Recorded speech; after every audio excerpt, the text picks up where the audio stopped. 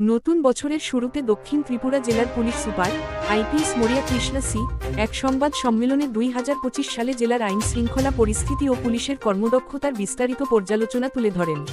তিনি জানান, 2025 সালে দক্ষিণ ত্রিপুরা জেলায় সামগ্রিক অপরাধের হার উল্লেখযোগ্যভাবে কমেছে।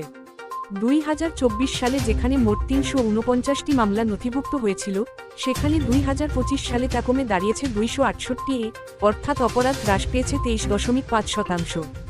শারীরিক আঘাত সংক্রান্ত অপরাধ 45.34% এবং মহিলাদের বিরুদ্ধে অপরাধ 27.27% কমেছে, যা কার্যকর পুলিশিং ও উন্নত আইন শৃঙ্খলার প্রতিফলন। সম্প্রদায়ভিত্তিক পুলিশিং আরও জোরদার হয়েছে। প্রয়াস বৈঠকের সংখ্যা 34% বৃদ্ধি পেয়েছে, ফলে সাধারণ মানুষের সঙ্গে পুলিশের সম্পর্ক আরও দৃঢ় হয়েছে। সড়ক নিরাপত্তার ক্ষেত্রেও উল্লেখযোগ্য সাফল্য এসেছে। সড়ক দুর্ঘটনা 15.62% এবং প্রাণঘাতী দুর্ঘটনা 41.4% কমেছে।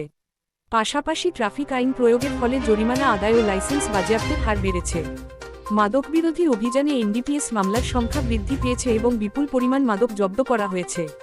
পুলিশ সুপার জানান, এই সাফল্য মাননীয় মুখ্যমন্ত্রীর নেশামুক্ত ত্রিপুরা অভিযান ও ত্রিপুরা পুলিশের আধুনিকীকরণ নীতির সঙ্গে সামঞ্জস্যপূর্ণ। 2026 সালে আরও অপরাধ দমন, মাদকবিরোধী অভিযান জোরদার এবং প্রযুক্তিনির্ভর পুলিশিং সম্প্রসারণই দক্ষিণ ত্রিপুরা পুলিশের প্রধান লক্ষ্য বলে তিনি জানান।